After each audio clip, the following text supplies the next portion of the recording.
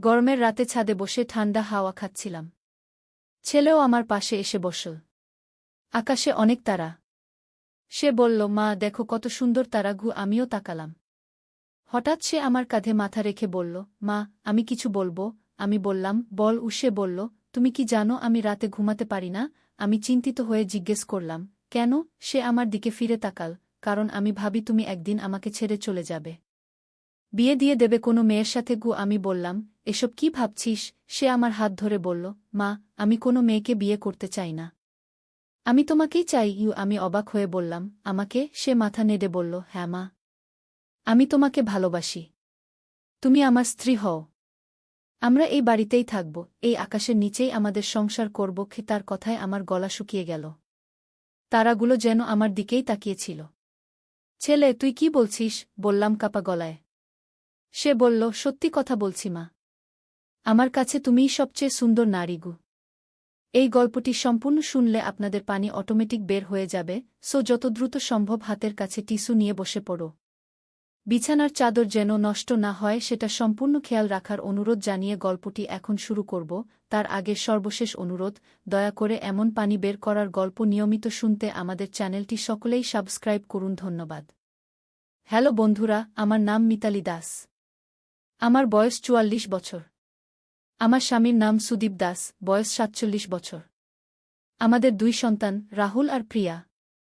রাহুল ২১ বছর বয়সী, বিশ্ববিদ্যালয়ে পড়ে। প্রিয়া ১৪ বছর বয়সী, মাধ্যমিক স্কুলে যায়। সেদিনের কথা মনে পড়লেই গায়ে কাঁটা দিয়ে ওঠে। গত সপ্তাহের মঙ্গলবার রাত ছিল প্রচণ্ড গরম। ঢাকার এই দমবন্ধ করা আবহাওয়ায় একটুও ঘুম আসছিল না। রাত 11:30টার দিকে ছাদে উঠলাম ঠান্ডা হাওয়া খেতে। রাহুলও তার পড়াশোনার বই নিয়ে ছাদে এসে বসল।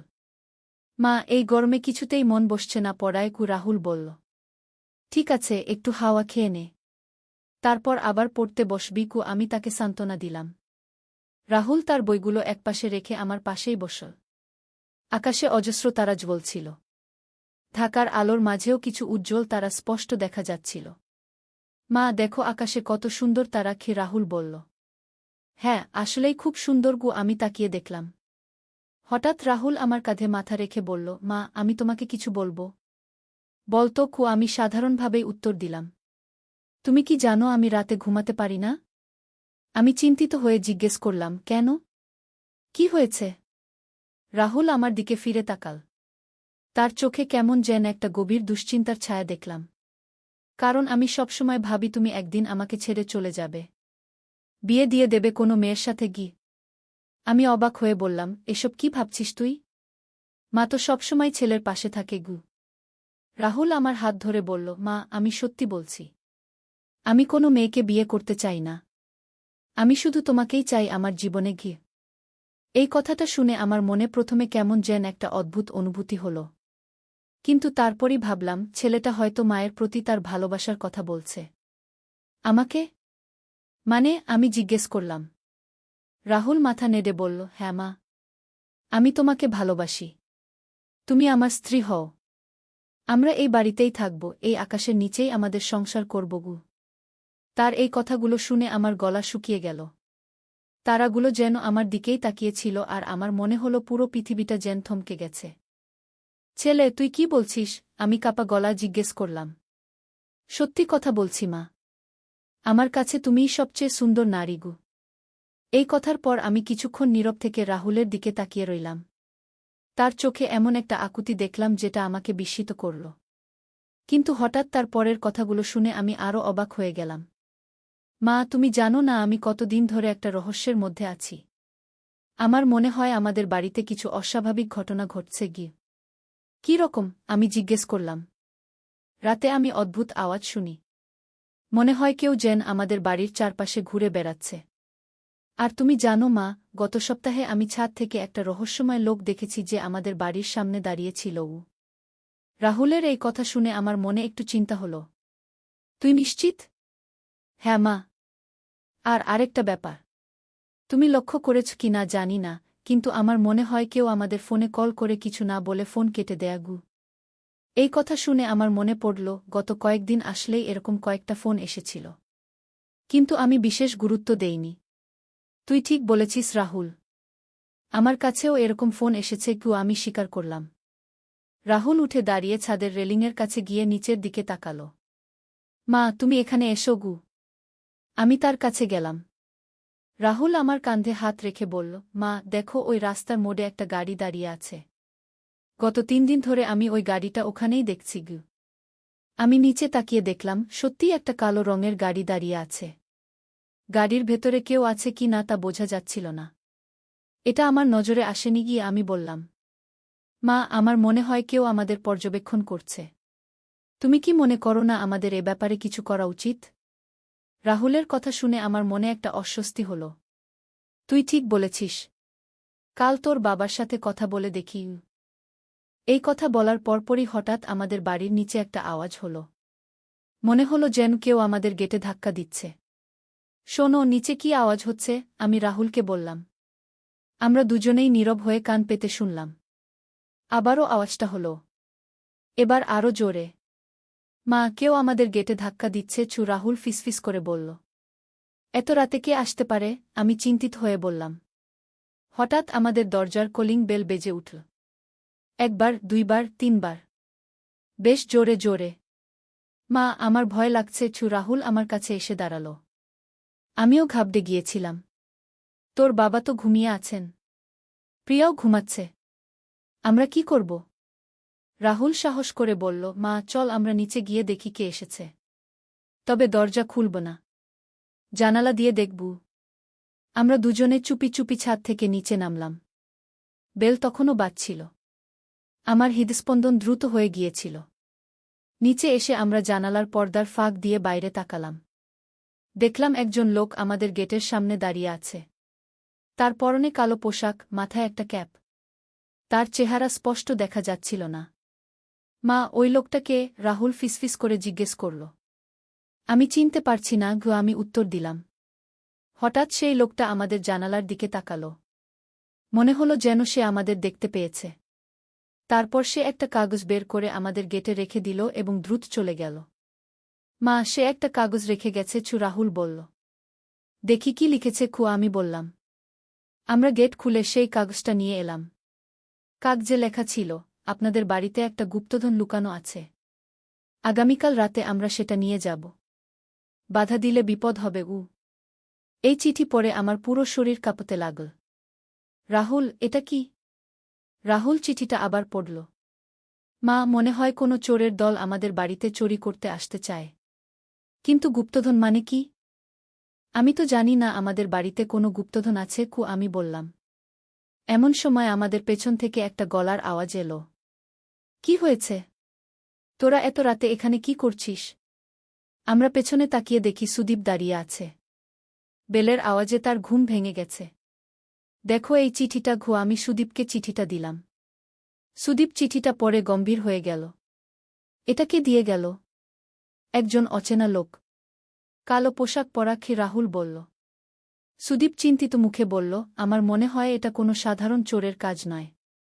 গুপ্তধনের কথা বলা মানে এরা কিছু জানে যেটা আমরা জানি না গে। কিন্তু আমাদের বাড়িতে কি গুপ্তধন থাকতে পারে? আমি জিজ্ঞেস করলাম। সুদীপ একটু ভেবে বলল, মিতালি, তুই কি জানিস আমার দাদার কথা? আমার দাদা রণবীর দাস একজন স্বাধীনতা সংগ্রামী ছিলেন। তিনি ব্রিটিশ আমলে বিপ্লবী কর্মকাণ্ডে জড়িত ছিলেন গু। এই কথা শুনে আমি অবাক হলাম। তুমি এই কথা আগে বলনি গে। আমিও বিস্তারিত জানি না। আমার বাবা আমাকে খুব একটা বলেননি। কিন্তু শুনেছি দাদা কিছু গোপনীয় জিনিস এই বাড়িতে লুকিয়ে রেখেছিলেন গু। রাহুল উৎসাহিত হয়ে বলল, সেগুলো কি? সেটাই তো জানি না। হতে পারে কোনো গুরুত্বপূর্ণ দলিল অথবা কোনো মূল্যবান জিনিস, সুদীপ বলল। আমি বললাম, তাহলে কি করব? কাল রাতে যদি সত্যিই কেউ আসে? সুদীপ দৃঢ় গলায় বলল, আমরা পুলিশকে খবর দেব। আর আমাদেরও প্রস্তুতি নিতে হবে গে। কিন্তু তার আগে আমরা কি খুঁজে দেখতে পারি না যে সত্যিই কোনো গুপ্তধন আছে কিনা? রাহুল প্রস্তাব দিল। সুদীপ মাথা নেড়ে বলল, হ্যাঁ, সেটা ভালো প্রস্তাব। কাল সকালে আমরা পুরো বাড়ি খুঁজে দেখব। পরের দিন সকালে আমরা সবাই মিলে বাড়ির প্রতিটি কোণ খুঁজতে শুরু করলাম। প্রিয়াকে আমরা সবকিছু বলিনি, শুধু বলেছিলাম যে আমরা বাড়ি পরিষ্কার করছি। আমরা প্রথমে নিচের তলায় খুঁজলাম।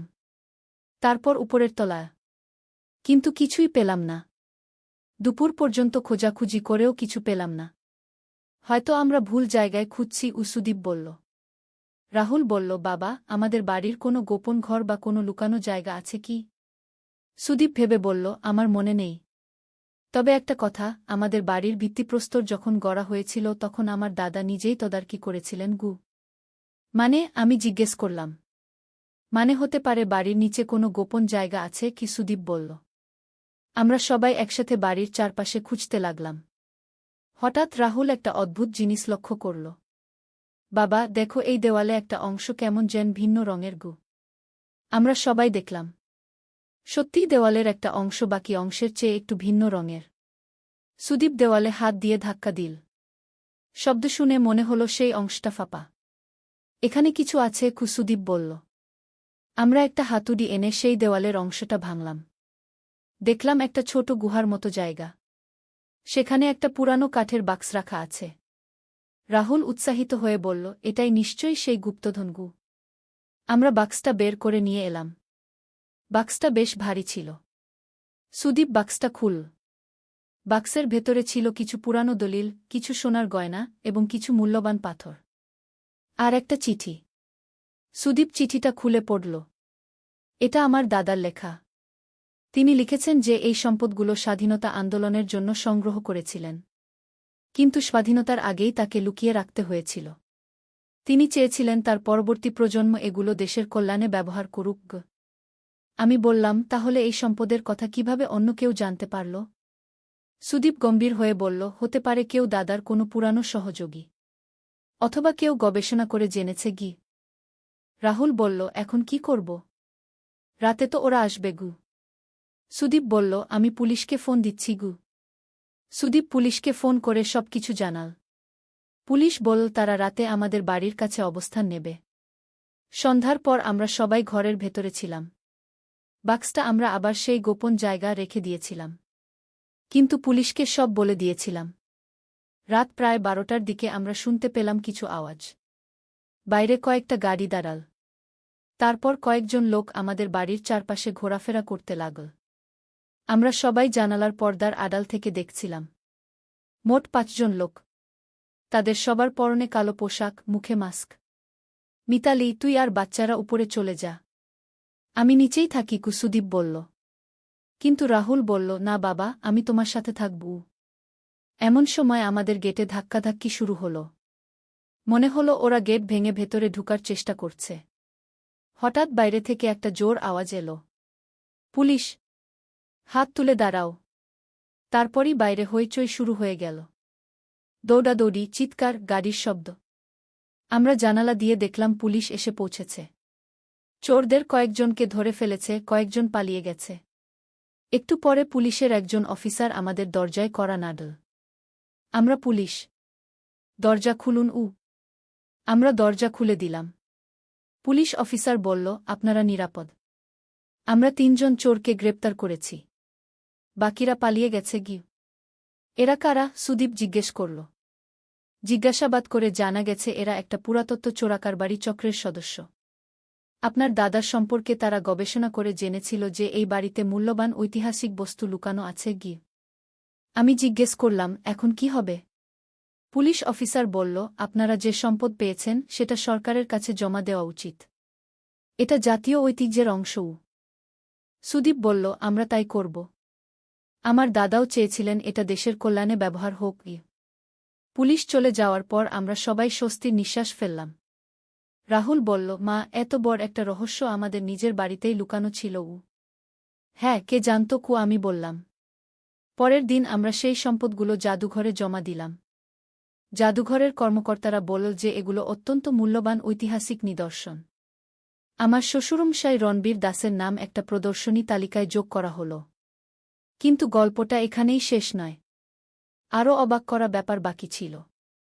কয়েকদিন পর একজন বয়স্ক ভদ্রলোক আমাদের বাড়িতে এলেন। তিনি বলল তার নাম প্রফেসর অমিতাভ সেন। তিনি একজন ইতিহাসবিদ। আমি রণবীর দাসের ব্যাপারে গবেষণা করছি, তিনি বলল। আপনারা যে সম্পদ পেয়েছেন সেটার সাথে আরও একটা গুরুত্বপূর্ণ তথ্য জড়িত আছে গু। কী রকম? সুদীপ জিজ্ঞেস করল। রণবীর দাস শুধু একজন স্বাধীনতা সংগ্রামী ছিলেন না। তিনি একজন গোপন কোড বিশেষজ্ঞও ছিলেন। ব্রিটিশদের গোপন বার্তাগুলো তিনি ডিকোড করতেন। এই কথা শুনে আমরা সবাই অবাক হলাম। প্রফেসর সেন আরও বলল, আমার গবেষণা অনুযায়ী তিনি একটি গুরুত্বপূর্ণ কোড তৈরি করেছিলেন যেটা দিয়ে একটা বিশাল গুপ্তধনের সন্ধান পাওয়া যাবে।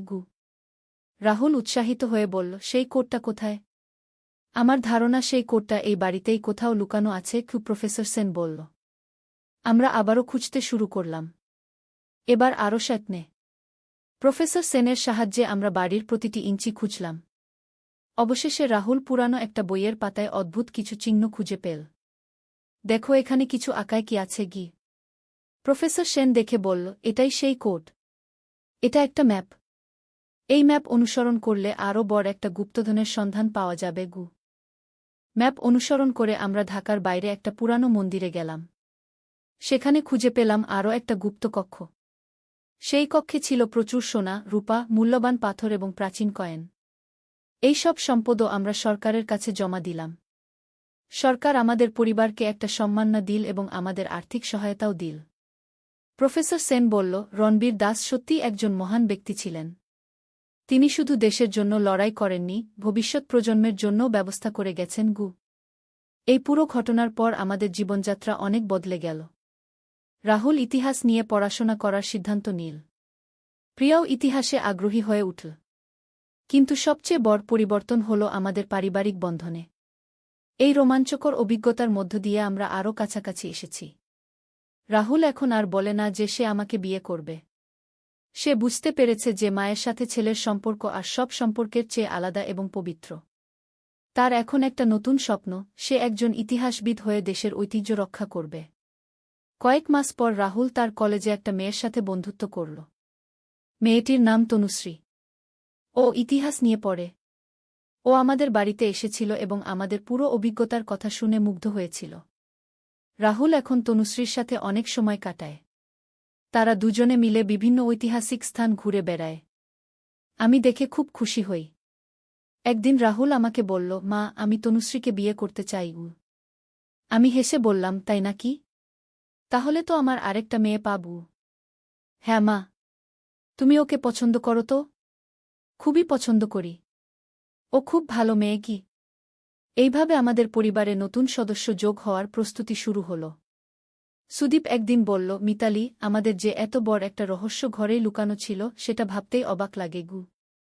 হ্যাঁ, কিন্তু সবচেয়ে ভালো লেগেছে যে এই ঘটনার মধ্য দিয়ে আমাদের পরিবার আরও মজবুত হয়েছে। প্রিয়াও বলল, দিদি, আমিও বড় হয়ে ইতিহাসবিদ হব। অবশ্যই পারবি। আমি তাকে উৎসাহ দিলাম। আজ যখন আমি সেই রাতের কথা মনে করি, যখন রাহুল ছাদে আমার কাছে তার মনের কথা বলেছিল, তখন মনে হয় সেই রাতটাই আমাদের জীবনে একটা বিরাট পরিবর্তনের সূচনা করেছিল। রাহুলের সেই কথাগুলো আসলে একটা যুবকের বিভ্রান্তি ছিল। সে তার মায়ের প্রতি ভালোবাসা আর একটা নারীর প্রতি আকর্ষণের মধ্যে গুলিয়ে ফেলেছিল। কিন্তু সময়ের সাথে সে বুঝতে পেরেছে যে মায়ের ভালোবাসা সবচেয়ে পবিত্র এবং নিঃস্বার্থ। এখন আমাদের বাড়িতে নিয়মিত প্রফেসর সেন আসেন। উনি রণবীর দাসের জীবনী লিখছেন। রাহুল আর তনুশ্রী তাকে সাহায্য করে। আমাদের বাড়িটাও এখন একটা ঐতিহাসিক স্থান হিসেবে পরিচিত। মাঝে মাঝে ইতিহাসের ছাত্রছাত্রীরা এসে ঘুরে যায়। কিন্তু আমাদের কাছে সবচেয়ে মূল্যবান হল আমাদের পারিবারিক বন্ধন। তনুশ্রী বলল, আন্টি, আপনাদের পরিবারের সাথে পরিচয় হওয়াটা আমার সৌভাগ্য। প্রিয়া বলল, বুদি, আমাদের বাড়ির রহস্যের গল্প আমার বন্ধুদের কাছে বলেছি। সবাই অবাক হয়েছে। আমি সবার দিকে তাকিয়ে ভাবলাম, জীবনটা কত অদ্ভুত। কখনো জানা যায় না কোনো পথে নিয়ে যাবে। কিন্তু পরিবার যখন একসাথে থাকে, সব বাধা অতিক্রম করা যায়। সেই রাতের পর থেকে আমাদের জীবনে অনেক পরিবর্তন এসেছে। আমরা এখন অনেক বেশি কাছাকাছি। একে অপরের সাথে মনের কথা বলি। আর সবচেয়ে বড় কথা, আমরা জানি যে পরিবারের চেয়ে বড় কোনো সম্পদ নেই। রাহুল আর তনুশ্রীর বিয়ে আগামী বছর হবে। আমি খুব আনন্দিত। আমার আরেকটা সন্তান পাব। কিন্তু আজকে যখন আমি সেই পুরো ঘটনার কথা মনে করি, একটা কথাই মনে হয়, জীবনে যত বড় রহস্য বা সমস্যাই আসুক না কেন, পরিবারের সাথে থাকলে সব সমাধান করা যায়। আর পরিবারের ভালোবাসাই সবচেয়ে বড় গুপ্তধন। নদীর ধারে সেই গা। প্রথম অধ্যায়, শুরুজাত। পদ্মা নদীর ধারে একটা ছোট্ট গ্রাম ছিল, নাম তার রূপসী গ্রাম। গ্রামের নাম শুনলেই মনে হতো কত সুন্দর হবে। আর সত্যিই গ্রামটা ছিল অপূর্ব সুন্দর। সবুজ ধানক্ষেত, নারিকেল আর সুপারি গাছের সারি, আর নদীর শীতল হাওয়া, সব মিলিয়ে এক স্বর্গের মতো জায়গা। এই গ্রামেই থাকত একটা ছেলে, নাম তার আলম। বয়স তখন 17 কি 18 হবে। ফর্সা রং, লম্বা চুল, আর চোখে একটা স্বপ্ন, বড় হয়ে সে লেখক হবে। প্রতিদিন সন্ধ্যায় নদীর ধারে বসে সে লিখত তার ডায়েরিতে। কখনো কবিতা, কখনো গল্প, কখনো শুধু মনের কথা। আলমের বাবা মোক্তার সাহেব ছিলেন গ্রামের স্কুলের প্রধান শিক্ষক। মা রহিমা বেগম ছিলেন একজন নরম মনের মহিলা, যিনি সবসময় সবার জন্য রান্না করতেন। তাদের ছোট্ট টিনের চালের বাড়িটা ছিল গ্রামের মাঝখানে। আলমের একটা ছোট বোন ছিল, সামিয়া। বয়স তার 10 বছর। চঞ্চল, দুষ্টু, কিন্তু খুব মিষ্টি। সে সবসময় ভাইয়ের পিছন পিছন ঘুরত। ভাইয়া, আমাকে নিয়ে চলো না। এই ছিল তার প্রিয় সংলাপ। দ্বিতীয় অধ্যায়, নতুন প্রতিবেশী। একদিন গ্রামে নতুন একটা পরিবার এলো। তারা ঢাকা থেকে এসেছিল। বাবা একজন সরকারি চাকরিজীবী, বদলি হয়ে এই উপজেলায় এসেছেন। তাদের সাথে ছিল একটা মেয়ে, নাম তার তানিয়া। তানিয়া ছিল আলমের সমবয়সী। লম্বা চুল, বড় বড় চোখ, আর মুখে সবসময় একটা হাসি। সে ছিল খুবই পড়ুয়া। বই পড়তে তার খুব ভালো লাগত।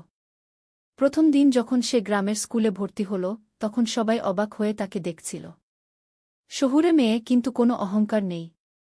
আলম আর তানিয়ার প্রথম দেখা হয়েছিল স্কুলের লাইব্রেরিতে। দুজনেই একই বই খুঁজছিল, রবীন্দ্রনাথের গোরা গু। তুমিও রবীন্দ্রনাথ পড়ো? আলম জিজ্ঞেস করেছিল। হ্যাঁ, আমার খুব প্রিয়। তুমি? তানিয়া হেসে জবাব দিয়েছিল। সেই থেকে তাদের বন্ধুত্ব শুরু।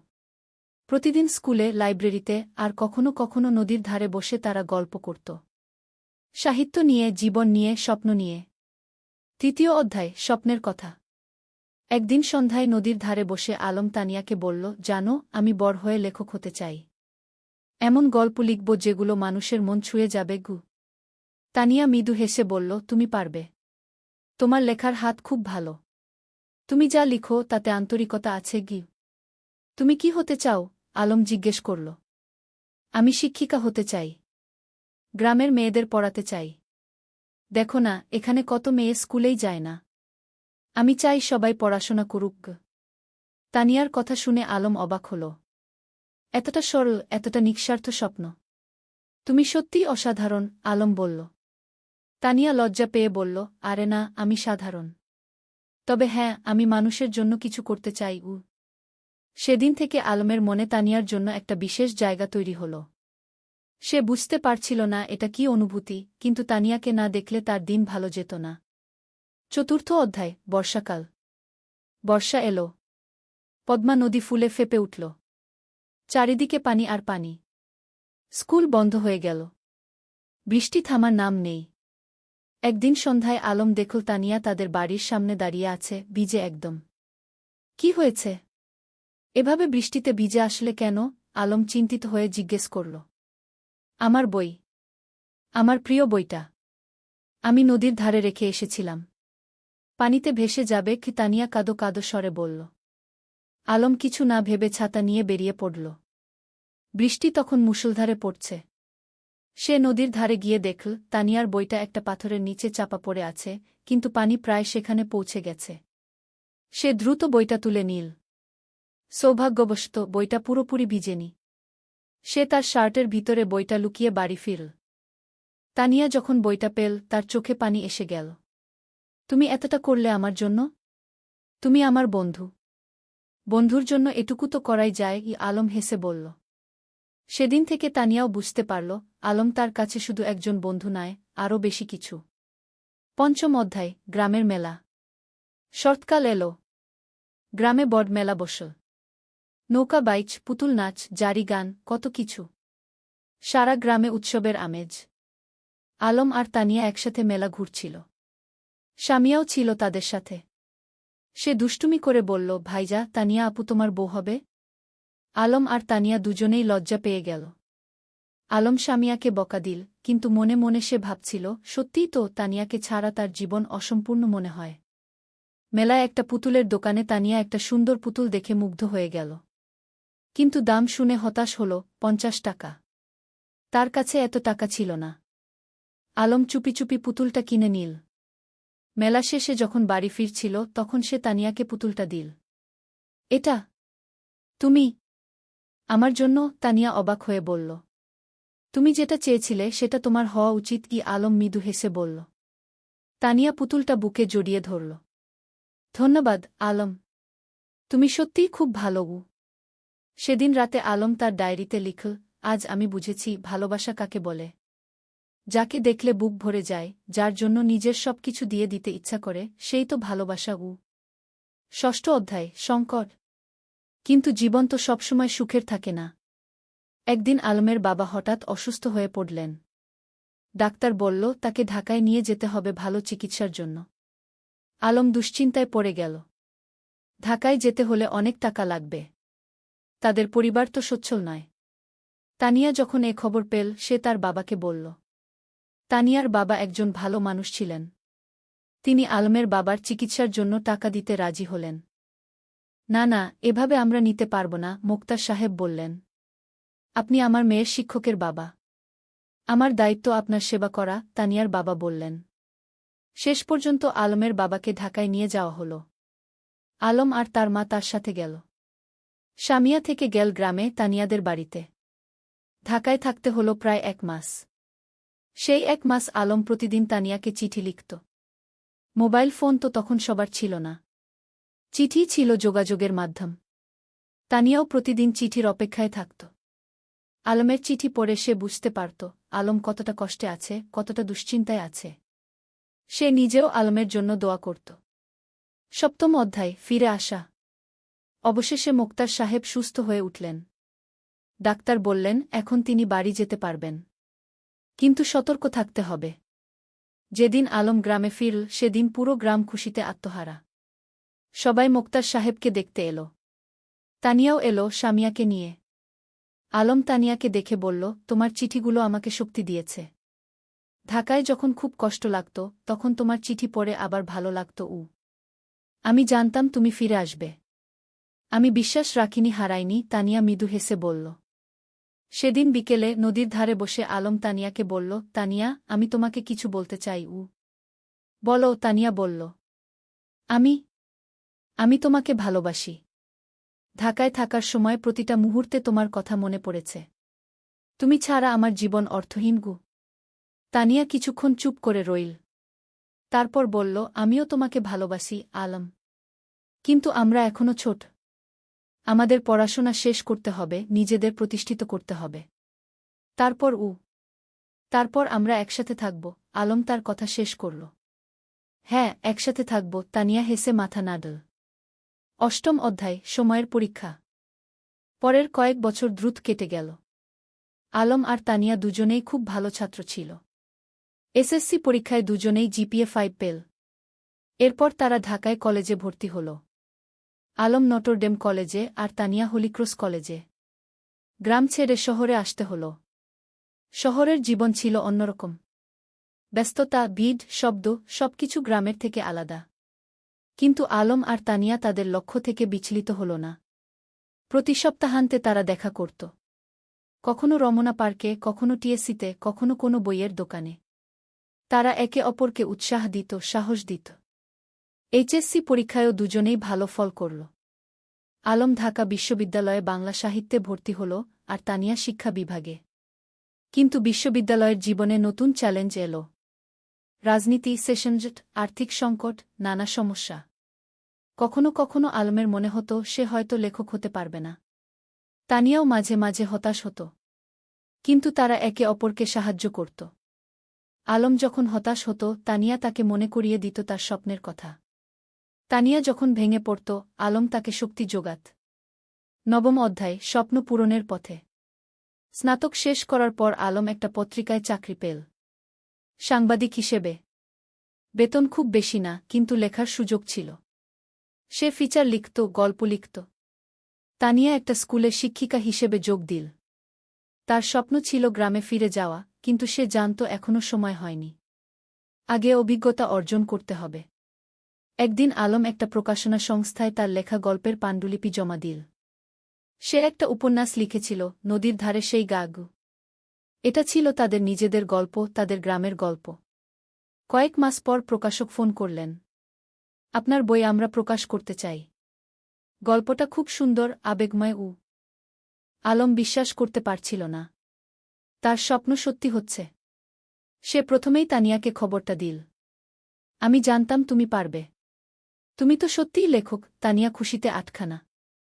বইটা প্রকাশিত হওয়ার পর বেশ সাড়া পড়ে গেল। পাঠকরা ভালো সাড়া দিল। সমালোচকরাও প্রশংসা করল। 10ম অধ্যায়, ঘরে ফেরা। 5 বছর পর আলম আর তানিয়া সিদ্ধান্ত নিল তারা গ্রামে ফিরে যাবে। ঢাকায় তারা যা অর্জন করতে চেয়েছিল তা করেছে। এখন সময় এসেছে নিজেদের শেকডে ফিরে যাওয়ার। তারা বিয়ে করল। সাদামাটা অনুষ্ঠান, কিন্তু পূর্ণ আন্তরিকতায়। পুরো গ্রাম এসেছিল তাদের বিয়েতে। তোমরা আমাদের গর্ব, মুক্তার সাহেব আবেগে বললেন।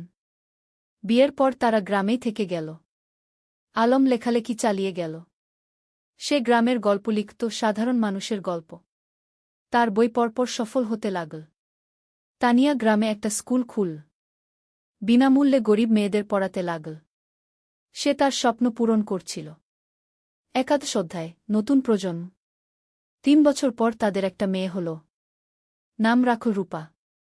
ছোট্ট, ফুটফুটে, ঠিক যেন তানিয়ার মতো। রূপা বড় হতে লাগল গ্রামের মুক্ত পরিবেশে। নদীর ধারে খেলা, মাঠে দৌড়ানো, গাছে চড়া, সবকিছু। আলম তাকে গল্প শোনাত, তানিয়া তাকে পড়াত। একদিন রূপা জিজ্ঞেস করল, বাবা, তুমি আর মা কিভাবে পরিচিত হলে? আলম হেসে বলল, সেটা একটা লম্বা গল্প মা। একদিন তোমাকে পুরো গল্প শোনাবগু। এখন শোনাও না, রূপা জেদ করল। আলম তানিয়ার দিকে তাকাল। তানিয়া হেসে মাথা নাড়ল। ঠিক আছে, শোনো তাহলে। অনেক বছর আগে এই নদীর ধারে দুটো ছেলে মেয়ে পরিচিত হয়েছিল। দাদ শ্রদ্ধায়, পূর্ণতা। বছর কেটে গেল। আলমের বই এখন দেশজুড়ে জনপ্রিয়। সে একজন প্রতিষ্ঠিত লেখক। কিন্তু খ্যাতি তাকে বদলায়নি। সে এখনও সেই সরল, বিনলি আলম। তানিয়ার স্কুল এখন বড় হয়েছে। শত শত মেয়ে সেখানে পড়ছে। অনেকে এখন কলেজে, বিশ্ববিদ্যালয়ে। তানিয়া তাদের সবার কাছে একজন আদর্শ। একদিন সন্ধ্যায় নদীর ধারে বসে আলম তানিয়াকে বলল, তুমি জানো, এই জায়গাটাই আমার সবচেয়ে প্রিয়। এখানেই আমরা প্রথম একসাথে বসেছিলাম, স্বপ্নের কথা বলেছিলাম। আর এখন সেই স্বপ্ন পূরণ হয়েছে, তানিয়া বলল। শুধু পূরণই না, আরও বেশি কিছু পেয়েছি। তোমাকে পেয়েছি, রূপাকে পেয়েছি, এই সুন্দর জীবনটা পেয়েছি। রূপা তখন দৌড়ে এসে তাদের কোলে বসল। বাবা, আমি বড় হয়ে তোমার মতো লেখক হব। আলম হেসে মেয়ের মাথায় হাত বুলিয়ে দিল। তুমি যা হতে চাও তাই হবে মা। আমরা তোমার পাশে আছি। সূর্য তখন অস্ত যাচ্ছে নদীর ওপারে। লাল কমলা আকাশ, নদীর শীতল বাতাস, আর পরিবারের উষ্ণতা, এর চেয়ে সুন্দর আর কি হতে পারে? 13 অধ্যায়, গ্রামের উন্নয়ন। আলম আর তানিয়া শুধু নিজেদের নিয়েই ব্যস্ত ছিল না, তারা পুরো গ্রামের উন্নয়ন নিয়ে ভাবত। আলম তার লেখালেখি থেকে যা আয় করত, তার একটা অংশ গ্রামের উন্নয়নে ব্যয় করত। তারা গ্রামে একটা লাইব্রেরি খুল। হাজার হাজার বই নিয়ে। গ্রামের যে কেউ এসে বই পড়তে পারত। ছোট ছেলেমেয়েরা বিকেলে এসে বই পড়ত, গল্প শুনত। জ্ঞানী শক্তি, আলম সবসময় বলত। আমরা যদি আমাদের নতুন প্রজন্মকে শিক্ষিত করতে পারি, তাহলে গ্রাম এমনিতেই উন্নত হবে। তানিয়া তার স্কুলে শুধু পড়াশোনাই শেখাত না, জীবন দক্ষতাও শেখাত। মেয়েদের শেখাত কিভাবে আত্মবিশ্বাসী হতে হয়, কিভাবে নিজের মতামত প্রকাশ করতে হয়, কিভাবে স্বাবলম্বী হতে হয়। শিক্ষা মানে শুধু বই পড়া নয়, তানিয়া বলত। শিক্ষা মানে জীবনকে বুঝতে শেখা, মানুষ হয়ে ওঠা। গ্রামের মানুষ তাদের এই প্রচেষ্টায় খুব খুশি ছিল।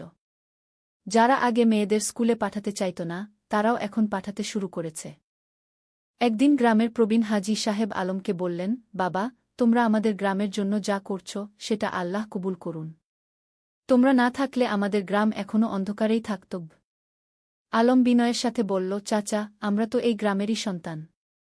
আমাদের দায়িত্ব এই গ্রামের সেবা করা। 14 অধ্যায়, বাধা আর সংগ্রাম।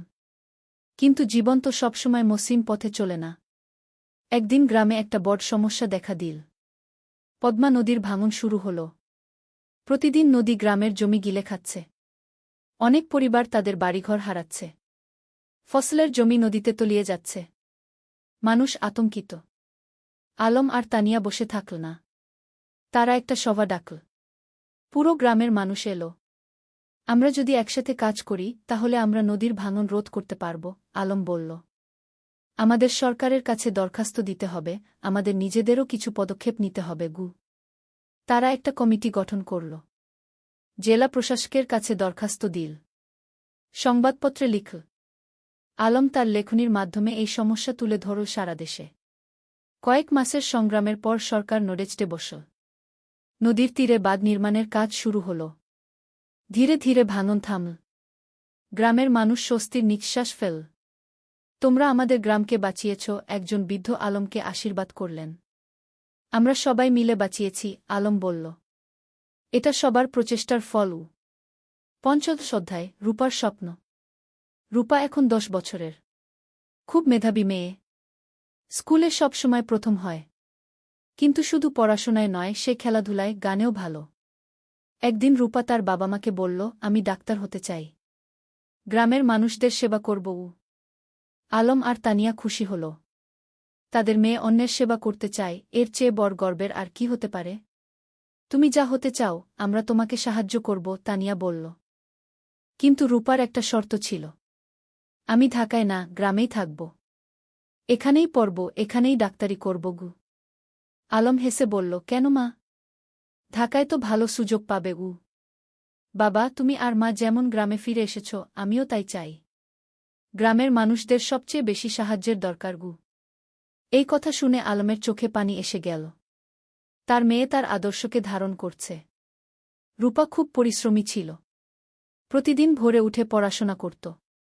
মায়ের স্কুলে ছোটদের পড়াতে সাহায্য করত। বাবার লেখার কাজেও হাত লাগাত। রূপা, তুমি এত কাজ করো, ক্লান্ত হয়ে যাও না? তানিয়া একদিন জিজ্ঞেস করল। না মা, আমি যখন মানুষের উপকার করি তখন আমার ভালো লাগে। ক্লান্তি লাগে না, রূপা হেসে জবাব দিল। ষোড়শ অধ্যায়, পুরস্কার। আলমের লেখালেখি এখন দেশের সীমা পেরিয়ে গেছে। তার বই অনুবাদ হয়েছে বিভিন্ন ভাষা। বিদেশেও পাঠক তৈরি হয়েছে। একদিন একটা খবর এলো। আলম জাতীয় সাহিত্য পুরস্কার পেতে যাচ্ছে। এটা দেশের সর্বোচ্চ সাহিত্য পুরস্কার।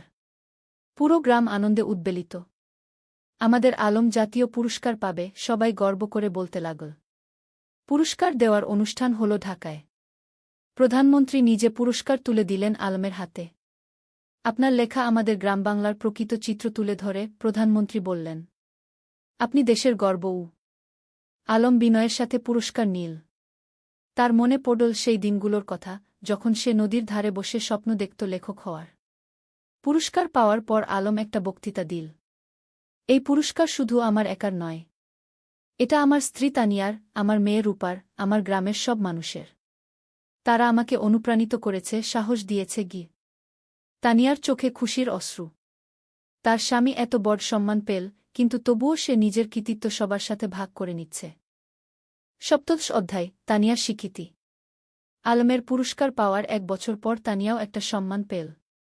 সরকার তাকে সেরা শিক্ষক পুরস্কার দিল। তার স্কুল থেকে যে মেয়েরা বের হয়ে গেছে তারা এখন বিভিন্ন ক্ষেত্রে প্রতিষ্ঠিত। কেউ ডাক্তার, কেউ ইঞ্জিনিয়ার, কেউ শিক্ষক, কেউ উদ্যোক্তা। পুরস্কার নেওয়ার সময় তানিয়া বলল, আমি শুধু বীজ বপন করেছি। এই মেয়েরাই আমার আসল পুরস্কার। তারা নিজেদের প্রতিষ্ঠিত করেছে, সমাজে অবদান রাখছে গি। তার স্কুলের একজন প্রাক্তন ছাত্রী, যে এখন একজন সফল ব্যবসায়ী, মঞ্চে উঠে এসে বলল, ম্যাডাম না থাকলে আমি আজ এখানে থাকতাম না। তিনি আমাকে শুধু পড়াশোনাই শেখাননি, আত্মবিশ্বাস শিখিয়েছেন গু। রূপা তখন মঞ্চের নিচে বসে মায়ের দিকে তাকিয়েছিল, গর্বিত চোখে। আমার মা সত্যিই সেরা, সে মনে মনে বলল। অষ্টাদশ অধ্যায়, সময়ের প্রবাহ। আরও কয়েক বছর কেটে গেল। রূপা এখন 8ম শ্রেণীতে। খুব ভালো ছাত্রী। তার স্বপ্ন ডাক্তার হওয়ার, সেই স্বপ্ন এখনও অটুট। আলম এখনও লিখে যাচ্ছে। তার নতুন একটা উপন্যাস বের হল, জোছনা রাতের স্বপ্ন। এটাও বেশ জনপ্রিয় হল। তানিয়ার স্কুল এখন অনেক বড়। 300 জন ছাত্রী, 10 জন শিক্ষক, একটা পূর্ণাঙ্গ শিক্ষা প্রতিষ্ঠান। গ্রামটাও অনেক বদলে গেছে। এখন পাকা রাস্তা, বিদ্যুৎ, স্বাস্থ্যকেন্দ্র, সবকিছু আছে। কিন্তু গ্রামের আত্মা, সেই সারল্য, সেই ভালোবাসা, সেটা আছে অক্ষুণ্ণ। একদিন সন্ধ্যায় পুরো পরিবার নদীর ধারে বসেছিল। আলম, তানিয়া, রূপা আর শামিয়া। শামিয়া এখন বিবাহিত, তার একটা ছেলে আছে। ভাইয়া, মনে আছে যখন আমি ছোট ছিলাম, তুমি আর ভাবি এখানে বসে গল্প করতে? শামিয়া হেসে বলল। মনে আছে, আলম হেসে বলল। সেই সময়গুলো কত সুন্দর ছিল। এখনকার সময়ও কম সুন্দর নয়, তানিয়া বলল। আমরা একসাথে আছি, সুস্থ আছি, খুশি আছি, এর চেয়ে বড় সৌভাগ্য আর কি? রূপা বলল, বাবা, তোমার আর মায়ের মতো আমিও একজন ভালো মানুষকে জীবনসঙ্গী হিসেবে পেতে চাই। আলম মেয়ের মাথায় হাত রেখে বলল, তুমি পাবে মা। তবে তার আগে তোমার স্বপ্ন পূরণ করো। ডাক্তার হও। তারপর জীবনসঙ্গী খুঁজবে। 19 অধ্যায়, নতুন চ্যালেঞ্জ। রূপা এসএসসি পরীক্ষা দিল। ফলাফল বেরোল, জিপিএ 5। পুরো গ্রাম খুশি। আলম আর তানিয়া গর্বিত। কিন্তু এখন একটা বড় সিদ্ধান্ত নিতে হবে। রূপা ডাক্তার হতে চায়, আর তার জন্য তাকে মেডিকেল কলেজে ভর্তি হতে হবে। কিন্তু গ্রামে তো মেডিকেল কলেজ নেই। বাবা, আমি ঢাকা মেডিকেলে ভর্তি হতে চাই, রূপা বলল। আলম একটু চিন্তিত হল। কিন্তু তুমি তো বলেছিলে গ্রামে থাকবে। হ্যাঁ বাবা, আমি গ্রামে ফিরে আসব। কিন্তু ভালো ডাক্তার হতে হলে ভালো প্রতিষ্ঠান থেকে পড়তে হবে। আমি 5 বছর ঢাকায় থাকব, তারপর ফিরে আসব এবং গ্রামে একটা হাসপাতাল খুলব। তানিয়া বলল, মেয়েটা ঠিকই বলছে। আমরাও তো ঢাকায় গিয়ে পড়াশোনা করেছিলাম। তারপর ফিরে এসেছি। রূপা ঢাকা মেডিকেল কলেজে ভর্তি হল। প্রথম দিকে গ্রাম ছেড়ে যেতে খুব কষ্ট হচ্ছিল, কিন্তু সে জানত এটা তার লক্ষ্যের জন্য প্রয়োজন। আলম আর তানিয়া প্রতি মাসে ঢাকায় যেত মেয়েকে দেখতে। রূপা ফোনে প্রতিদিন কথা বলত। 20 অধ্যায়, পরিবারের বন্ধন। 5 বছর খুব দ্রুত কেটে গেল। রূপা ডাক্তার হয়ে গেল। এমবিবিএস পাস করে ভালো ফলসহ। এখন তার সামনে অনেক সুযোগ। ঢাকার বড় বড় হাসপাতাল তাকে চাকরির অফার দিচ্ছে। কিন্তু রূপার লক্ষ্য অন্য। বাবা, আমি গ্রামে ফিরে আসছি, রূপা ফোনে বলল। তুমি নিশ্চিত? ঢাকায় তো অনেক ভালো সুযোগ, আলম বলল। বাবা, আমার স্বপ্ন তো ঢাকায় বড় ডাক্তার হওয়া নয়। আমার স্বপ্ন গ্রামের মানুষের সেবা করা। রূপা গ্রামে ফিরে এলো। গ্রামের মানুষ তাকে মাথায় করে নিয়ে এলো। আমাদের নিজের ডাক্তার। সে একটা ছোট ক্লিনিক খুল। বিনামূল্যে গরিব মানুষদের চিকিৎসা দিতে লাগল। যাদের সামর্থ্য আছে তারা দিত। যাদের নেই তাদের কাছ থেকে কিছু নিত না। তুমি কিভাবে চালাবে এভাবে? আলম একদিন জিজ্ঞেস করল। বাবা, তুমি তো লেখক হয়েছ মানুষের সেবা করার জন্য, মা শিক্ষিকা হয়েছে সেবার জন্য। আমিও তাই। টাকা পয়সা পরে দেখা যাবে। আলম মেয়েকে জড়িয়ে ধরল। তুমি আমাদের গর্ব। 21 অধ্যায়, নতুন সঙ্গী। রূপা যখন ক্লিনিকে ব্যস্ত, তখন একদিন একজন তরুণ ডাক্তার এলো। তার নাম ফাহিম। সে ঢাকা থেকে এসেছে গ্রামাঞ্চলে স্বেচ্ছাসেবা করতে। ফাহিম আর রূপা একসাথে কাজ করতে লাগল। দুজনেই একই স্বপ্ন দেখে, গ্রামের মানুষের সেবা করা। ধীরে ধীরে তাদের মধ্যে বন্ধুত্ব হল। তারপর সেই বন্ধুত্ব ভালোবাসায় রূপান্তরিত হল। একদিন ফাহিম আলমের কাছে এলো। চাচা, আমি রূপাকে বিয়ে করতে চাই। আলম হেসে বলল, তুমি কি রূপাকে জিজ্ঞেস করেছ? হ্যাঁ, সে রাজি, ফাহিম লজ্জা পেয়ে বলল। তানিয়া খুশিতে আটখানা। আমার মেয়ে একজন ভালো মানুষ পেয়েছে। রূপা আর ফাহিমের বিয়ে হল। সাদামাটা কিন্তু আন্তরিক অনুষ্ঠান। পুরো গ্রাম এসেছিল। বিয়ের পর তারা দুজন মিলে ক্লিনিক চালাতে লাগল। তারা স্বপ্ন দেখে গ্রামে একটা বড় হাসপাতাল করার। 20 অধ্যায়, 3 প্রজন্ম। 2 বছর পর রূপার একটা ছেলে হল। নাম রাখল আয়ান।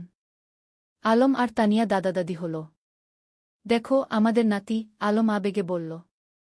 তানিয়া শিশুটিকে কোলে নিয়ে বলল, এই শিশু আমাদের ভবিষ্যৎ। এর জন্যই তো আমরা এত কাজ করছি। এখন বাড়িতে 3 প্রজন্ম। আলমতানিয়া, রূপা, ফাহিম আর ছোট্ট আয়ান। প্রতিদিন সন্ধ্যায় তারা একসাথে বসে। আলম গল্প বলে, তানিয়া গান শোনায়, রূপা দিনের কাজের গল্প বলে। একদিন আয়ান যখন একটু বড় হল, সে জিজ্ঞেস করল, দাদু, তুমি কি করো? আলম হেসে বলল, আমি গল্প লিখি, নাতুগু। আমাকে একটা গল্প বলো না? ঠিক আছে, শোনো তাহলে। অনেক বছর আগে এই নদীর ধারে কে। আর এভাবেই চলতে থাকে জীবনের গল্প, প্রজন্ম থেকে প্রজন্মে। 23 অধ্যায়, উত্তরাধিকার। আলম এখন 60 পেরিয়ে গেছে। চুলদাড়ি পেকে গেছে। কিন্তু লেখার হাত এখনো অক্ষুণ্ণ। সে এখনো প্রতিদিন লেখে। তানিয়াও এখন অবসর নিয়েছে স্কুল থেকে। কিন্তু মাঝে মাঝে যায় ছাত্রীদের সাথে দেখা করতে। একদিন আয়ান, যে এখন 5 বছরের, দাদুকে জিজ্ঞেস করল, দাদু, তুমি কত বই লিখেছ? প্রায় 20টা, আলম বলল। আমিও বড় হয়ে লেখক হব, আয়ান বলল। রূপা হেসে বলল, তুমি যা হতে চাও তাই হবে গি। আলম নাতিকে কোলে নিয়ে বলল, লেখক হওয়া মানে শুধু বই লেখা নয় বাবা। লেখক হওয়া মানে মানুষের কথা বলা, সত্য বলা, ভালোবাসা ছড়িয়ে দেওয়া গি। আমি সব করব, আয়ান উৎসাহিত হয়ে বলল। তানিয়া নাতিকে আদর করে বলল, তুমি করবে, আমরা জানি গি। 24 অধ্যায়, গ্রামের হাসপাতাল। রূপা আর ফাহিমের স্বপ্ন ছিল গ্রামে একটা বড় হাসপাতাল খোলার। তারা কয়েক বছর ধরে টাকা জমিয়ে রাখছিল। আলমও তার রয়্যালটির একটা অংশ দিয়েছিল। অবশেষে সেই দিন এল। তারা একটা 3তলা হাসপাতাল তৈরি করল। নাম দিল রূপসী হাসপাতাল। উদ্বোধনের দিন পুরো জেলা থেকে মানুষ এল। স্বাস্থ্যমন্ত্রী নিজে এসে উদ্বোধন করলেন। এই হাসপাতাল শুধু একটা স্বাস্থ্যসেবা কেন্দ্র নয়, মন্ত্রী বললেন। এটা একটা স্বপ্নের বাস্তবায়ন। ডা রূপা আর ডা ফাহিম যা করেছেন সেটা অনুকরণীয় গু। হাসপাতালে 10টা বেড, অপারেশন থিয়েটার, ল্যাবরেটরি, সবকিছু আছে। আর সবচেয়ে বড় কথা, গরিবদের জন্য বিনামূল্যে চিকিৎসার ব্যবস্থা। আলম গর্বে বুক ফুলিয়ে বলল, আমার মেয়ে যা করেছে আমি কলম দিয়ে তা করতে পারিনি গু। তুমি কলম দিয়ে মানুষের মন ছুঁয়েছ, আমি হাত দিয়ে মানুষের শরীর সারাচ্ছি। দুটোই সমান গুরুত্বপূর্ণ, রূপা বলল। 25 অধ্যায়, প্রত্যাবর্তন। একদিন গ্রামে একটা আশ্চর্য ঘটনা ঘটল। যে ছেলেটা 30 বছর আগে গ্রাম ছেড়ে আমেরিকায় গিয়েছিল সে ফিরে এল। তার নাম জামিল। সে আমেরিকায় একজন সফল ব্যবসায়ী। কিন্তু বয়স হয়েছে, এখন শেখদে ফিরতে চায়। জামিল আলমের সাথে দেখা করতে এল। আমি তোমার বই পড়েছি আমেরিকায় বসে। সেই বই পড়ে আমার গ্রামের কথা মনে পড়ে গেল। তাই ফিরে এলাম ঘ। স্বাগতম, আলম হাসি মুখে বলল। জামিল বলল, আমি এই গ্রামের জন্য কিছু করতে চাই। তুমি কি পরামর্শ দাও? আলম ভাবল একটু। তারপর বলল, গ্রামে একটা কারিগরি প্রশিক্ষণ কেন্দ্র খোলো। যুবকদের হাতে কলমে কাজ শেখাও।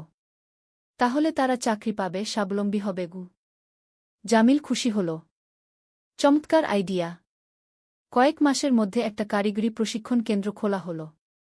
সেখানে ছেলেমেয়েরা কম্পিউটার, ইলেকট্রনিক্স, সেলাই, রান্না, নানা বিষয়ে প্রশিক্ষণ পেতে লাগল।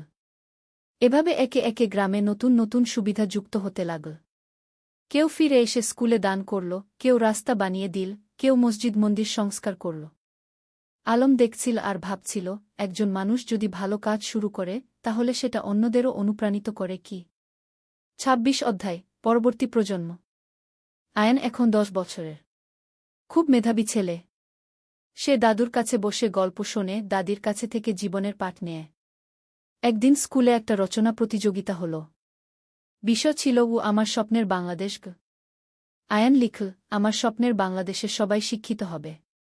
কেউ অসুস্থ হলে চিকিৎসা পাবে। কেউ গরিব থাকবে না। সবাই একসাথে মিলেমিশে থাকবে।